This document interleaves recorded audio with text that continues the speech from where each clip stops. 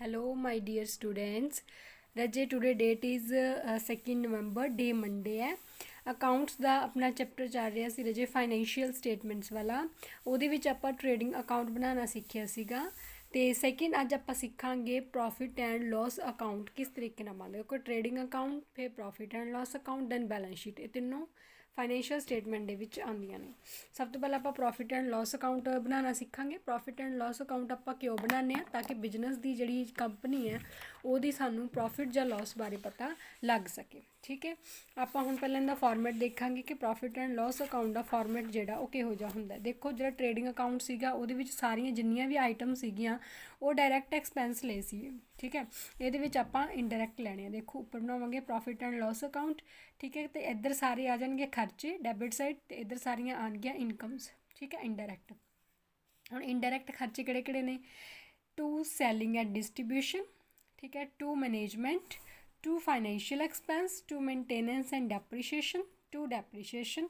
ਠੀਕ ਹੈ, ਅਤੇ ਇਨਕਮਸ ਕਿਹੜੀਆਂ ਨੇ? ਠੀਕ ਹੈ, ਇਹ ਆਹ discount received, income from investment, interest receive, dividend, interest on drawing, sundry ਇਨਕਮਸ।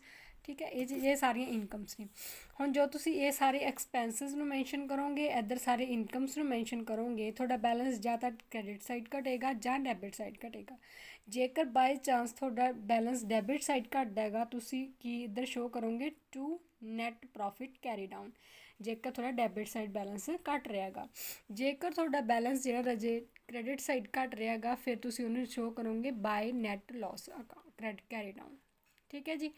ਇੱਥੇ ਜਿਹੜੇ ਜੇ ਆਪਾਂ ਗਰੋਸ ਪ੍ਰੋਫਿਟ ਲੈਣਾ ਨਾ, ਇਹ ਜਿਹੜਾ ਆਪਾਂ ਟ੍ਰੇਡਿੰਗ ਅਕਾਊਂਟ ਬਣਾ ਰਹੇ ਹਾਂ ਉਹਦੇ ਵਿੱਚ ਜਿਹੜੀ ਆਪਾਂ ਵੈਲਿਊ ਫਾਈਂਡ ਕੀਤੀ ਸੀ ਗਰੋਸ ਪ੍ਰੋਫਿਟ ਦੀ, ਇਹ ਉਹ ਵਾਲਾ ਗਰੋਸ ਪ੍ਰੋਫਿਟ ਹੈ ਜਿਹੜਾ ਤੁਸੀਂ ਟ੍ਰੇਡਿੰਗ ਅਕਾਊਂਟ ਬਣਾਉਣ ਵੇਲੇ ਫਾਈਂਡ ਕੀਤਾ ਸੀ। ਯਾਨੀ ਕਿ ਸ਼ੁਰੂਆਤ ਆਪਾਂ ਗਰੋਸ ਪ੍ਰੋਫਿਟ ਜਾਂ ਗਰੋਸ ਲੋਸ ਤੋਂ, ਜੇ ਗਰੋਸ ਲੋਸ ਹੁੰਦਾ ਉਹਨੂੰ ਆਪਾਂ ਇੱਧਰ ਸ਼ੋਅ ਕਰਨਾ ਸੀ, ਜੇ ਪ੍ਰੋਫਿਟ ਆਇਆ ਤਾਂ ਇੱਧਰ ਸ਼ੋਅ ਕੀਤਾ। ਠੀਕ ਹੈ, ਇਹਨੂੰ ਰਾਜੇ ਇਨਕਮ ਸਟੇਟਮੈਂਟ ਦਾ ਨਾਮ ਵੀ ਦਿੱਤਾ ਗਿਆ ਹੈਗਾ। ਤੁਸੀਂ ਇਹਨੂੰ ਇਨਕਮ ਸਰਟੀਫਿਕੇਟ, ਇਨਕਮ ਜਿਹੜਾ ਸਟੇਟਮੈਂਟ ਅੱਜ ਕੱਲ੍ਹ ਜਿਹੜਾ ਨਾਮ ਚੱਲ ਰਿਹਾ ਹੈਗਾ ਉਹ ਹੈਗਾ।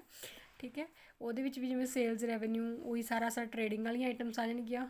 COGS opening plus purchases plus direct minus closing, ਅਤੇ ਇੱਧਰ ਸਾਰੇ ਜਿਹੜੇ ਇਨਡਾਇਰੈਕਟ ਖਰਚੇ ਨੇ ਉਹ ਮਾਈਨਸ ਹੋ ਕੇ ਜੋ ਵੀ ਨਿਕਲੇਗਾ ਪ੍ਰੋਫਿਟ, ਨੈਟ ਪ੍ਰੋਫਿਟ ਔਰ ਲੋਸ।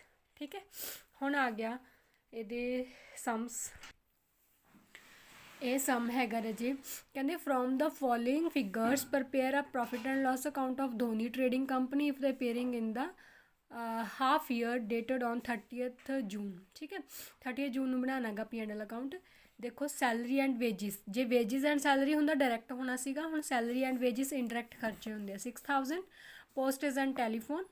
ਠੀਕ ਹੈ, printing and stationery, insurance, interest paid, carriage outward, commission paid, advertising, discount allowed, rent received, interest on investment, bad debts। ਲਿਖਿਆ ਕਿ gross profit ਜਿਹੜਾ was 50% of sales and sale amount is 40,000। ਜਿਹੜਾ gross profit ਆ ਉਹ sales ਦਾ 50% ਹੈ, ਯਾਨੀ ਕਿ ਜੇ ਸੇਲਸ 40,000 ਹੈ ਤਾਂ ਤੁਹਾਡੇ ਕੋਲ ਜਿਹੜੀ gross profit ਆ ਉਹ 20,000 ਹੋਏਗਾ। ਤਾਂ ਇਹਦਾ P&L ਅਕਾਊਂਟ ਕਿਵੇਂ ਬਣੇਗਾ? ਆ ਦੇਖੋ, ਪਹਿਲਾਂ ਨਾਮ ਲਿਖੋਗੇ ਕੰਪਨੀ ਦਾ, Dhoni trading company, profit and loss account for the half year ending on 30th June ਕਿਹਾ ਸੀ 2016। ਇੱਧਰ ਸਾਰੇ ਖਰਚੇ ਆਉਣਗੇ ਰਾਜੀ। ਦੇਖੋ, ਸੈਲਰੀ ਐਂਡ ਵੇਜਿਸ ਸੀਗਾ, postage and telegram, printing stationery, insurance, interest, carriage outward, commission ਸੀ, ਐਡਵਰਟਾਈਜ਼ਿੰਗ, ਡਿਸਕਾਊਂਟ ਅਲਾਊਡ ਅਤੇ ਬੈਡ ਡੈਟਸ। ਇਹ ਸਾਰੇ ਖਰਚੇ ਲਿਖਤੇ। 3 ਇਨਕਮ ਸੀਗੀਆਂ ਇੱਧਰ। ਪਹਿਲਾ ਸੀਗਾ ਆਪਣਾ ਗਰੋਸ ਪ੍ਰੋਫਿਟ 20,000 ਦਾ ਸੀਗਾ, ਕਿਉਂਕਿ 50% ਉਹਨਾਂ ਨੇ ਸੇਲਸ ਦਾ ਕਿਹਾ ਸੀਗਾ। ਉਸ ਤੋਂ ਬਾਅਦ ਆ ਗਿਆ ਰੈਂਟ ਰਿਸੀਵਡ ਆ ਗਿਆ, ਅਤੇ ਇੰਟਰਸਟ ਔਨ ਇਨਵੈਸਟਮੈਂਟਸ ਆ ਗਿਆ। ਇਹ ਇਨਕਮਸ ਹੁੰਦੀਆਂ ਨੇ। ਹੁਣ ਇਨਕਮ ਵਾਲੀ ਸਾਈਡ ਜ਼ਿਆਦਾ ਸੀਗੀ, ਖਰਚੇ ਵਾਲੀ ਘੱਟ ਸੀਗੀ, ਅਤੇ ਖਰਚੇ ਵਿੱਚ 12,588 ਰੁਪਏ, ਯਾਨੀ ਕਿ 12,588 ਰੁਪੀਜ਼ ਜਿਹੜੇ ਘੱਟਦੇ ਸੀਗੇ, ਤਾਂ ਉਹ ਤੁਸੀਂ ਉਹਨੂੰ ਕੀ ਲਿਖਤਾ? To net profit carry down. ਠੀਕ ਹੈ, 12,588 ਰੁਪਏ। ਠੀਕ ਹੈ, ਇਸ ਤਰੀਕੇ ਨਾਲ ਆਪਾਂ ਪ੍ਰੋਫਿਟ ਐਂਡ ਲੋਸ ਅਕਾਊਂਟ ਜਿਹੜਾ ਪ੍ਰਪੇਅਰ ਕਰਾਂਗੇ। ਪ੍ਰੋਫਿਟ ਐਂਡ ਲੋਸ ਅਕਾਊਂਟ ਬਣਾਉਣ ਤੋਂ ਬਾਅਦ ਰਜੀ ਆਪਾਂ ਨੈਕਸਟ ਬਣਾਉਣਾ ਜੀ ਬੈਲੈਂਸ ਸ਼ੀਟ। ਠੀਕ ਹੈ, ਬੈਲੈਂਸ ਸ਼ੀਟ ਦੇ ਵਿੱਚ ਇੱਕ ਆਪਣੇ ਕੋਲ ਜਿਹੜੀ ਕੰਪਨੀ ਦੀ ਫਾਈਨੈਂਸ਼ੀਅਲ ਪੋਜੀਸ਼ਨ ਬੇਸਿਕਲੀ ਸ਼ੋਅ ਕਰਦੀ ਆ, ਉਹਨੂੰ ਉਸ ਸਟੇਟਮੈਂਟ ਨੂੰ ਬੋਲਦੀ ਹੈ ਜੀ ਬੈਲੈਂਸ ਸ਼ੀਟ। ਬੈਲੈਂਸ ਸ਼ੀਟ ਦੇ ਵਿੱਚ ਆਪਣੇ ਕੋਲ ਐਸੈਟਸ ਐਂਡ ਲਾਇਬਿਲਿਟੀਜ਼ ਹੁੰਦੀਆਂ ਨੇ। ਐਸੈਟਸ ਦੇਖੋ, ਇਹਨੂੰ 2 ਪਾਰਟਸ 'ਚ ਡਿਵਾਈਡ ਕੀਤਾ ਇਹਨਾਂ ਨੇ, fixed assets and current assets. Fix assets 2 ਤਰ੍ਹਾਂ ਦੇ ਹੁੰਦੇ ਨੇ, ਟੈਂਜੀਬਲ ਔਰ ਇਨਟੈਂਜੀਬਲ। ਟੈਂਜੀਬਲ ਜਿਹਨਾਂ ਨੂੰ ਆਪਾਂ ਟੱਚ ਕਰ ਸਕਦੇ ਹਾਂ, ਸੀਨ ਕਰ ਸਕਦੇ ਹਾਂ। ਇਹਨਾਂ ਨੂੰ ਆਪਾਂ ਟੱਚ ਅਤੇ ਸੀਨ ਨਹੀਂ ਕਰ ਸਕਦੇ, ਬਟ ਬੈਨੀਫਿਟਸ ਲੈ ਸਕਦੇ ਹਾਂ। ਠੀਕ ਹੈ, ਇਨਟੈਂਜੀਬਲਸ ਨੂੰ ਇਹ ਆਪਾਂ ਪਹਿਲਾਂ ਕਰ ਚੁੱਕੇ ਹਾਂ। ਤੇ ਆਹ ਵਾਲੀਆਂ ਹੈਗੀਆਂ ਰਾਜੇ ਕਰੰਟ ਐਸੈਟਸ, ਠੀਕ ਹੈ। Cash in hand, cash in bank, bills receivable, sundry debtor, stock ਹੋ ਗਿਆ, ਪ੍ਰੀਪੇਡ ਐਕਸਪੈਂਸਿਸ ਹੋ ਗਏ, ਠੀਕ ਹੈ ਜੀ। ਇਹ ਸਾਰਾ ਕੁਛ ਆਪਾਂ ਬੈਲੈਂਸ ਸ਼ੀਟ ਦੇ ਵਿੱਚ ਐਸੈਟ ਸਾਈਡ ਸ਼ੋ ਕਰਾਂਗੇ। ਇਸ ਤੋਂ ਬਾਅਦ ਆਉਂਦੀ ਹੈ ਇੱਕ ਆਪਣੀ ਲਾਇਬਿਲਿਟੀ ਸਾਈਡ। ਲਾਇਬਿਲਿਟੀਜ਼ ਜਿਹੜੀਆਂ ਨੇ ਉਹ ਹੈਗੀਆਂ ਦੇਖੋ ਫਿਕਸਡ ਲਾਇਬਿਲਿਟੀਜ਼ ਜਿਹੜੀ ਕੈਪੀਟਲ ਹੀ ਹੈ, long term liability debenture and long term loans ਹੋਣਗੇ, ਤੇ current liabilities bill payable, sundry creditors, outstanding expense and bank overdraft ਹੋਣਗੇ, ਠੀਕ ਹੈ ਜੀ। ਦੈਨ ਆਪਾਂ ਕਰਾਂਗੇ ਬੈਲੈਂਸ ਸ਼ੀਟ ਦਾ ਪਰਫਾਰਮਾ। ਬੈਲੈਂਸ ਸ਼ੀਟ ਦਾ ਪਰਫਾਰਮਾ ਦੇਖੋ ਰਾਜੇ ਦੋ ਤਰੀਕੇ ਦਾ, ਇੱਕ ਇਨ ਆਰਡਰ ਆਫ ਪਰਮਾਨੈਂਸ ਔਰ ਇੱਕ ਆਰਡਰ ਆਫ ਲਿਕੁਇਡਿਟੀ, ਠੀਕ ਹੈ ਜੀ। ਆਪਾਂ ਲਿਕੁਇਡਿਟੀ ਵਾਲਾ ਮੈਥਡ ਦੇਖ ਲੈਂਦੇ ਹਾਂ, ਠੀਕ ਹੈ। ਲਿਕੁਇਡਿਟੀ ਦੇ ਵਿੱਚ ਕੀ ਦੇਖੋ, ਇੱਕ ਆਹ ਵਾਲੀ ਸਾਈਡ ਜਿਹੜੀ ਆਪਣੀ ਲਾਇਬਿਲਿਟੀ ਸਾਈਡ ਹੈ, ਫਿਰ ਅਮਾਊਂਟ, ਐਸੈਟ ਸਾਈਡ ਹੈ, ਦੈਨ ਅਮਾਊਂਟ, ਠੀਕ ਹੈ। ਲਾਇਬਿਲਿਟੀਜ਼ ਦੇ ਵਿੱਚ ਦੇਖੋ ਪਹਿਲਾਂ ਕਰੰਟ ਲਾਇਬਿਲਿਟੀਜ਼ ਆ ਜਾਣਗੀਆਂ, ਕੋਈ ਰਿਸੀਵ ਕੀਤੀ ਹੈ ਇਨਕਮ ਐਡਵਾਂਸ ਦੇ ਵਿੱਚ, ਕੋਈ ਆਊਟਸਟੈਂਡਿੰਗ ਖਰਚਾ, ਕੋਈ ਬੈਂਕ ਦਾ ਓਵਰਡਰਾਫਟ ਹੈ, ਬਿਲਸ ਪੇਬਲ ਔਰ ਕ੍ਰੈਡੀਟਰਸ ਨੇ, ਠੀਕ ਹੈ। ਫਿਕਸਡ ਲਾਇਬਿਲਿਟੀਜ਼ ਲੌਂਗ ਟਰਮ ਲੋਨਸ ਆ ਜਾਣਗੇ, ਕੋਈ ਰਿਜ਼ਰਵ ਆ, ਜਨਰਲ ਰਿਜ਼ਰਵ ਔਰ ਕੋਈ ਹੋਰ ਰਿਜ਼ਰਵ, ਠੀਕ ਹੈ। ਅਤੇ ਲਾਸਟ ਕਰਾਂਗੇ ਕੈਪੀਟਲ ਦੇ ਵਿੱਚ ਪਲੱਸ ਜਿਹੜਾ ਨੈਟ ਪ੍ਰੋਫਿਟ ਹੈ, ਜਿਹੜਾ ਤੁਸੀਂ ਪ੍ਰੋਫਿਟ ਐਂਡ ਲੋਸ ਅਕਾਊਂਟ 'ਚ ਫਾਈਂਡ ਕਰਨਾ ਗਾ, ਉਹ ਕੈਪੀਟਲ ਦੇ ਵਿੱਚ ਐਡ ਹੋਏਗਾ।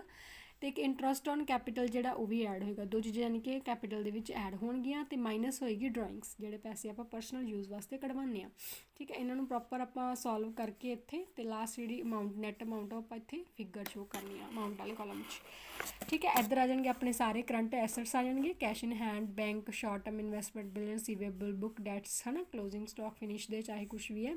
ਉਸ ਤੋਂ ਬਾਅਦ ਪ੍ਰੀਪੇਡ ਐਕਸਪੈਂਸ ਆ ਜਾਣਗੇ, ਲੌਂਗ ਟਰਮ ਇਨਵੈਸਟਮੈਂਟਸ ਆ ਜਾਣਗੇ। ਫਿਕਸ ਐਸੈਟਸ ਦੇ ਵਿੱਚ ਜਿਵੇਂ ਸਾਰੇ ਉਹ ਵਾਲੇ ਐਸੈਟਸ ਆ ਜਾਣਗੇ, ਠੀਕ ਹੈ। ਗੁੱਡਵਿਲਸ ਆ ਜਾਣਗੇ।